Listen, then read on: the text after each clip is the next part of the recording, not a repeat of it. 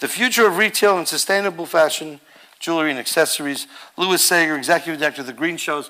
And this is a man that has been looking at the entire process of green and how that works with larger companies. And thank you very much. Give him a hand, please. Hi, everybody. It's pretty hard to follow these three guys, but I'm going to do a very short, very high-level presentation on a venture and project that we're underway. The Green Shows is a company that's history has been in the production of runway fashion shows celebrating ethical and sustainable fashion designers. The interest today is how will we create a marketplace for sustainable fashion? And we have been conducting research, market research, and engaged with conversations with major retailers on creating retail distribution in physical space and then obviously in the online space. So I'll just give you a quick overview of what we've learned. It's very complementary to the discussion today about sustainability in the jewelry and gems area. Let's see. So the Green Shows, our mission is to lead the industry in evolving the merchandising and presentation of ethical and sustainable fashion in the U.S. worldwide, and to advise and partner with leading retailers to test, incubate, and launch retail distribution to serve the market. We have been conducting a tremendous amount of research from single store owners to interacting with leading retailers around the country. And these are bullets on what we've learned about this conscious customer that we've identified. There's a part of the market that's unconscious. There's a part of the market that's conscious. We're in the luxury end of the market seeking to service the conscious consumer, primarily female. And this customer is contemporary, conscious, intelligent, savvy, trend-driven, compassionate, and conserving. They don't shop with their values. They often leave their values at the door when they're shopping, particularly for fashion. So our interest is how do we identify designers that really can create great product and make sure that product is sourced and produced in a sustainable way. We've identified that designers are out there, very conscious designers, some messaging sustainability as a theme, many very, very talented designers, highly conscious but not necessarily messaging sustainability as a theme. But contemporary styling, luxurious and beautiful, ethically fashionable, environmentally conscious, socially responsible, and digitally engaged, these designers and collectives are emerging every day from new places. And we think that these designers and collectives are creating, truly spectacular product. What the main challenge today is they don't have a proper venue, a proper retail distribution platform to deliver that product and meet the customer. So the scope of the Green Show's strategic interest is that we've identified this very large target market, well-educated, affluent women shoppers who really do want to buy beautifully designed fashion, produced sustainably, crafted with lasting value, leaving minimal waste. And we see highly creative designers, collectives, manufacturers who are quite passionate and active at work, looking at styling, sourcing, innovating in the creation of fashionable apparel to satisfy this customer that we believe is very, very active. This is just a high-level slide showing that U.S. consumers are continuing to align their consuming purchases with their values, and that the social engagement that is happening due to the online social media, social networks, is enabling many, many women, particularly and shoppers, to learn and understand about contemporary fashion and the sustainability movement that's underway. And by the way, we really have heard a lot today. I've been here most of the day Sustainability in the fashion and jewelry space is not a trend. We believe it's really a movement. It's just a question of how verification sourcing will be provided. But this is no longer a trend from our perspective at the green shows. We really believe this is a movement that is an inevitable movement for many reasons. The product categories that in our effort to build and design a retail distribution platform is in fashion apparel, jewelry, handbags, accessories, lifestyle, and gift. So it does extend beyond simply fashion apparel. I brought this slide in because I was doing a little bit of homework in respect to the invitation to speak briefly here. And it was quite fascinating to me to see that, women are not that aware that they should go into their museum shops and jewelry shops and actually ask for recycled gold. And to Martin's point earlier, how powerful it is if we simply use social media and other means to promote the awareness that you should ask for recycled gold, and that's actually a great attribute when shopping for jewelry.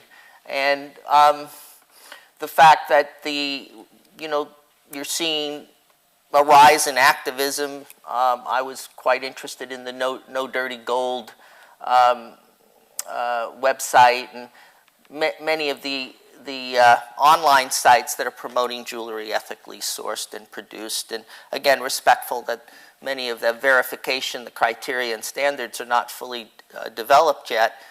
You're way ahead in many respects from the fashion industry, which is a much more complex industry to really verify whether material is organic or not. And we're working actively in our industry, in the fashion apparel industry, on many of the same issues, same challenges.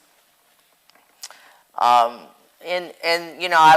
was impressed, again, as a novice studying diamonds, that there are these 5 C's of cut and clarity and color and certification, carat, and that maybe the 6th C is consciousness, and that we should be marketing and promoting consciousness, because it's the consciousness that will drive competition in the marketplace and will get people to start asking the question of, where did this product come from? In the green shows and a lot of our retail and merchandising work, it is about the storytelling and using technology and physical space and design to tell that story. So our goal is to create a new type of in-store venue, one that is sustainably designed, tremendous strides in architecture, interior design, using sustainable materials so the actual retail space breathes sustainability.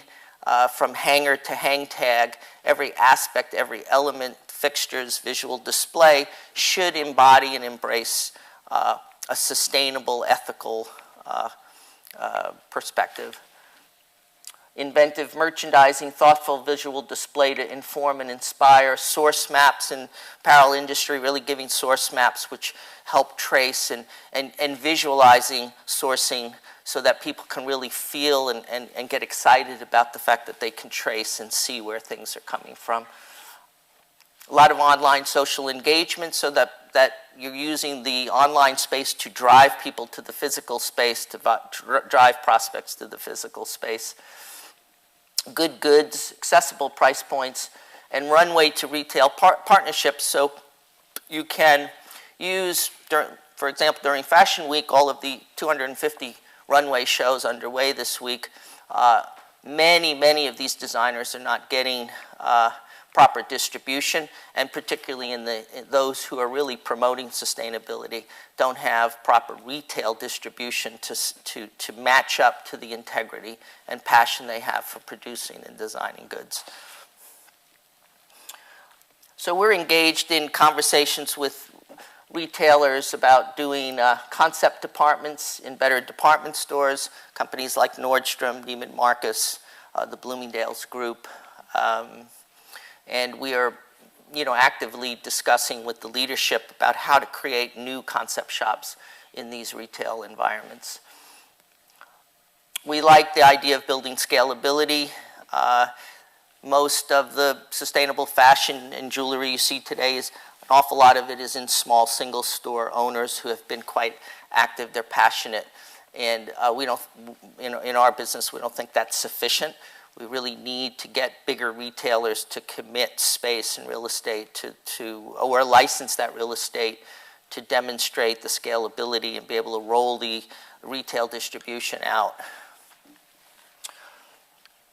Using seasonal pop-up shops, caravans, trunk shows, we've become quite educated in how to design and execute pop-up shops, testing in different markets, the response to beautiful fashion merchandised and presented in an ethical way.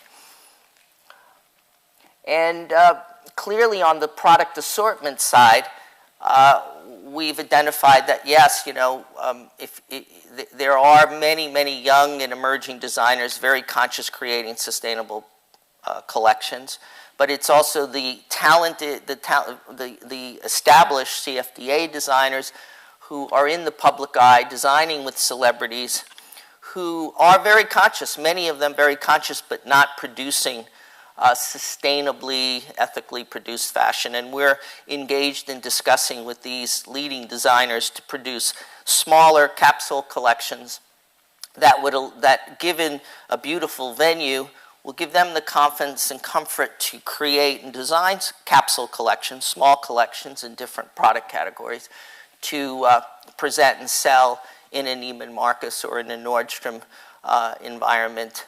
And of course in freestanding stores, which we intend to also design and develop. So we also believe that in fashion, doing private label, vertically produced from yarn to material all the way through to the finished product is a great thing to do, and very high margin in that, and also controls the sourcing and fabrication. So the assortment is a mix, different layers for different types of retail environments, but always with a high luxury perception of getting deeper, what's called deeper luxury, where if luxury is really the design of quality product, consciousness and social good is going to become an essential part of defining luxury. And I think a lot of the luxury brands, Loro Piana, for example, many are starting to really take a strong position, and that is going to continue to grow. So, management team, I'm executive director. We have principal owner Harvey Russick, and we have a terrific, small, very talented team. We have a terrific network of experts. London has been very much the center of the sustainable fashion movement. We have relationships with the Ethical Fashion Forum and other leading research groups that really have studied and developed really good research material to support the trend. And on that note, I think I'll turn it back over to Martin.